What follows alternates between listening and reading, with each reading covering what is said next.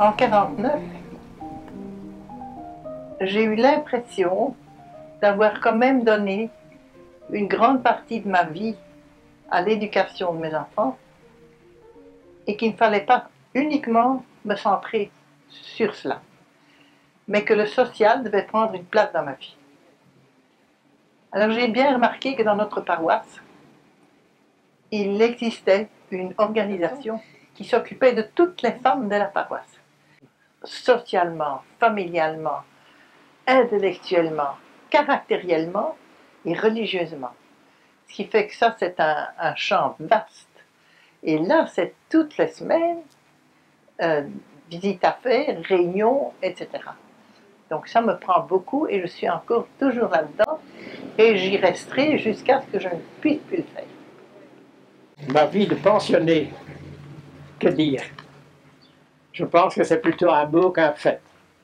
En effet, je m'occupe énormément de la fédération et de l'association des patrons catholiques flamands à Anvers.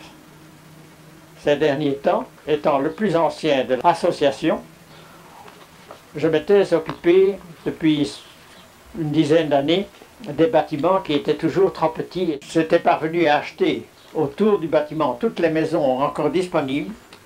Quant au moment de faire les transformations, la ville d'Anvers nous a dit que nous devions faire des garages souterrains pour 50 voitures.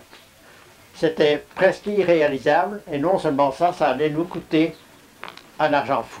À ce moment-là, j'ai dit carrément que je ne voulais pas agrandir cet immeuble.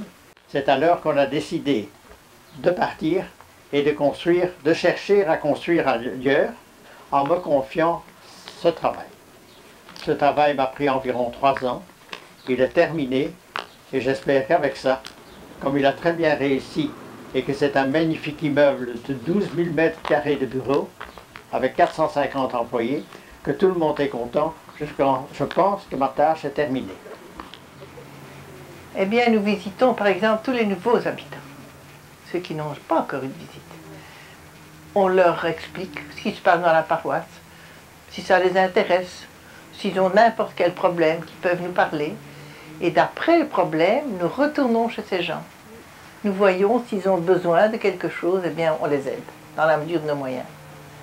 Aussi au point de vue religieux, parce qu'il y a beaucoup de gens qui nous disent, vous savez, moi j'ai été élevé religieusement, mais j'ai tout abandonné depuis tout un temps, et nous le trouvons regrettable, mais nous ne savons pas comment nous y prendre pour recommencer. Alors on les aide là-dedans, s'ils nous le demandent. Aussi, je m'occupe donc des bâtiments, c'est-à-dire de l'église elle-même, du bâtiment, et également de la gestion financière de l'église, et encore de plusieurs œuvres. Alors après ça, j'ai commencé beaucoup la visite des malades, en clinique, et aussi des vieux de notre paroisse qui se retiraient dans des maisons de vieillards jusqu'à leur mort, mais qui n'étaient plus situés chez nous. Alors ils étaient perdus, parce qu'ils connaissaient tous les gens de chez nous, mais plus personne là où ils se trouvaient. Donc ceux-là, je les visite encore une fois par mois. C'est surtout la visite des pauvres, des vieux, des gens qui ne sortent plus, parce que dans une commune de 5000 habitants, nous avons certainement 150 personnes qui ne quittent jamais leur chambre et qui sont donc totalement inconnues du public et qui végètent là, etc. Notre travail dans cette association de la Légion de Marie ne consiste pas à aider ces gens financièrement ni d'une autre manière, mais simplement de les soutenir moralement, de les aider et d'un peu alléger leurs soucis et leur vie. Aussi, une fois par mois, je visite spécifiquement des malades qui me sont attribués par l'association des malades et des handicapés de notre paroisse. Ça remplit la vie en ce sens que ce sont plusieurs heures par semaine, de 2 à 4 heures par semaine, et que ça doit toujours être pris sur le reste. Aussi, nous nous levons tôt et nous nous couchons très tard. Je dois dire que Donc à un moment donné, quand les enfants sont placés, on ressent un besoin d'une plus grande intériorité entre soi. Et nous avons commencé cela par une retraite que nous n'avions plus faite depuis notre jeune âge, parce qu'on n'avait pas eu le temps. Ça nous a beaucoup aidé. Et nous faisons ça maintenant tous les ans. Une retraite de 6 jours.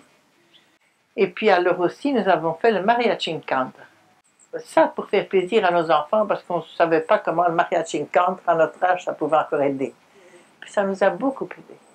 Ça nous a beaucoup aidé parce qu'on s'écrit dans le mariachi incanto.